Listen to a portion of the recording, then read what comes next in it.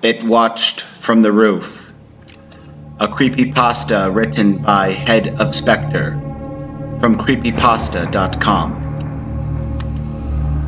I had the house to myself.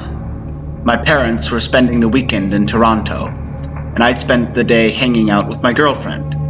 Up until I dropped her off at home later that evening, it was an ordinary day, as close to perfection as possible. I took my girlfriend home at around 8 p.m., then got to the house to relax, prepared for a night spent chilling out in the basement, watching movies alongside Charlie, my brother's dog. He's an anxious little bastard, and he likes the company. Naturally, Charlie wanted to go outside the moment I came in. Usually, he's all over himself, jumping up and barking, and this was not an exception. I went to the back door and opened it up, letting him loose upon the frozen snow that covered our backyard, then hung around to let him back in when he inevitably got cold 5 minutes later. Maybe I was impatient, or perhaps he was taking longer than usual. I wasn't watching the time after all. After a while, however, I opened the door and called out to him. I figured he'd come running like he always does, but for some reason, he did not this time. I waited at the door for a little while, looking around to see if I could spot him. He was outside, all right, by the shed we have near the back of the yard, standing in the corner and staring at the house. He did not move when I called him. He just stood there, motionless on that frozen snow in the moonlight, staring at me. I left him for a little while longer, figuring that he did not want to come in. I stole a piece of some cherry cobbler my mom had put together and screwed around on my phone. I went out to the living room to watch some TV, figuring Charlie would probably want to come in eventually. I had just started a rerun of The Simpsons when I thought I heard a scratch at the door. On instinct, I got up to let the mouthy bastard back in the house. But when I looked, he still had not moved from his spot by the shed. I could see the light reflected in his eyes. I'm not going to lie, that was a little bit creepy. I opened the door and stepped outside, calling out to him, hoping that maybe he would come running. He just stayed there, shock still. That's about at the point where it dawned on me that he looked off. I did not have a clear view of him, just of his head and his eyes, in front of what I assumed was his body, but looking a little closer, it appeared as if his body was prostrate, but his head was perfectly upright. Was it just some weird contorted pose? In the past, I had seen dogs do that sometimes, but right on the ice? I took a step off the porch, and as I did, I noticed something.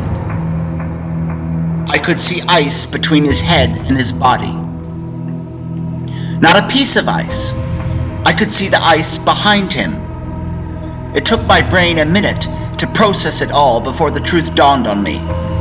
Charlie's head and body were no longer attached. His body lay limp by the shed, and his head impaled by what looked like a branch. From the porch, I had not been able to distinguish it from his black coat, but from my new vantage point, I could see it clearly. I took a step back, swearing and turning towards the house, wanting to get back to that safety. That is when I saw it. We'd stripped down the gazebo on the porch in preparation for winter weather, leaving it a metal skeleton, covered in ice from the recent freezing rain. Now, I could see that cheap metal buckling under the weight of the creature that stood tensed on top, cracking the thin layer of ice and staring at me with unblinking eyes that reflected what little light that was back at me. It was not an animal. I do not know what the hell it was, and I did not get a good look at it before it lunged it for me. I tried to run, skidding backward onto the ice, and that thing landed just a few feet away from me. I did not waste my time watching it. I tried to bolt for the door, expecting myself to slip and fall with every step, as I did not exactly have a solid footing. Maybe that thing did not either.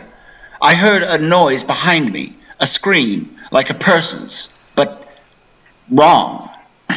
It sounded pained and garbled, and it made my head hurt.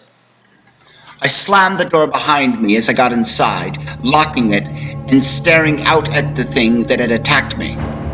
It stood, almost 8 feet tall, with long, scrawny limbs and bulbous eyes that did not look like they blinked. Its skin was gray and tight against its body.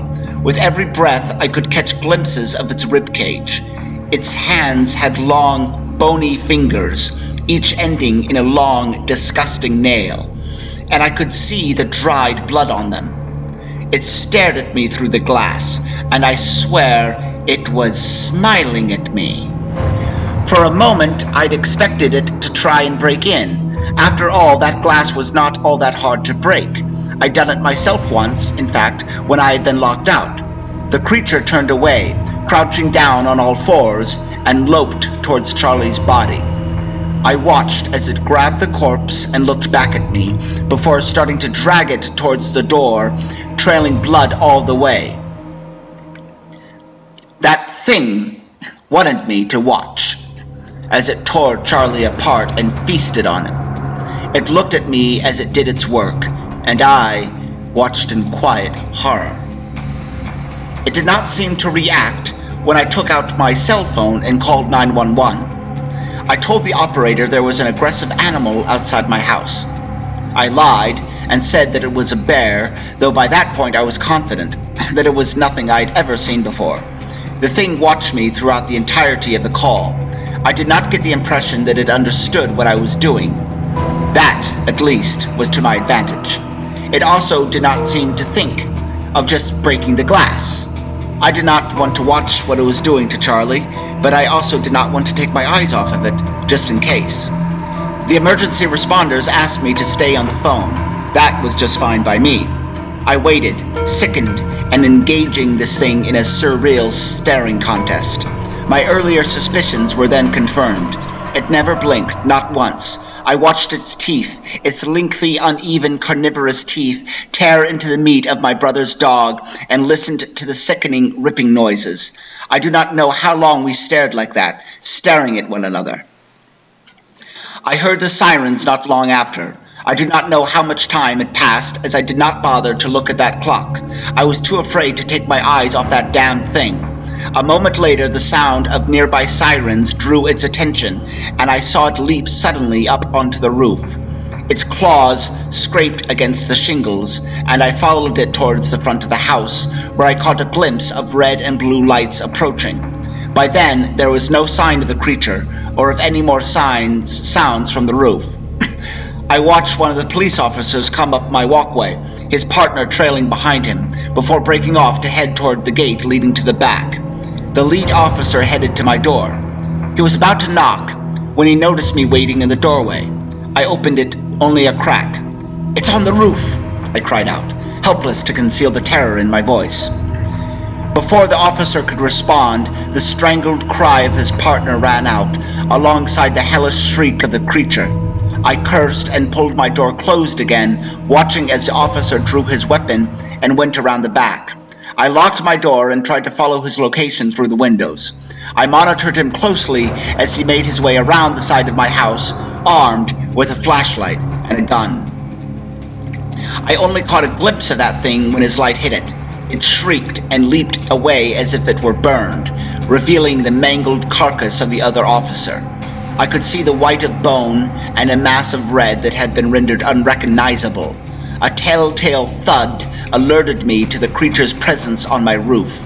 The remaining officer spun around, boots crunching in the snow, and tried to follow the beast. He raised his gun, but he did not fire. I heard scratching on the roof, heading away from myself and the officer, which ceased only a moment later. I looked back at the officer, who stumbled back towards his car, trying to retrace his steps. Perhaps he was calling for backup. Before breaking into a clumsy run, he glanced at me momentarily through the window. Scratching on my ceiling told me that the creature was on my roof and was stalking him. I followed him back towards the front of my house, rushing from window to window to get a better view. He kept his distance from the building as if he could escape the creature's wrath. Reaching his car, I saw him open the driver's side door and then freeze, raise his gun, and fire 2 shots into the darkness. I did not know if he hit his target or not. All I heard was the sound of claws scraping along my roof as the creature retreated. Then the officer barricaded himself inside his car, and the waiting game began anew. The monster had made his escape by the time backup and first responders arrived. Paramedics took Charlie's body away in a bag, and another officer collected my statement. Then, with the cops still around, I got in my car and hightailed it to a nearby hotel, where I crashed for the night. I do not know what the hell that thing was, or what more it had planned. I do not think the cops know much, either. And so far, since the incident, it's been quiet. Although, if I listen carefully, I swear I can hear the sound of nails clicking on the wood floor outside my room.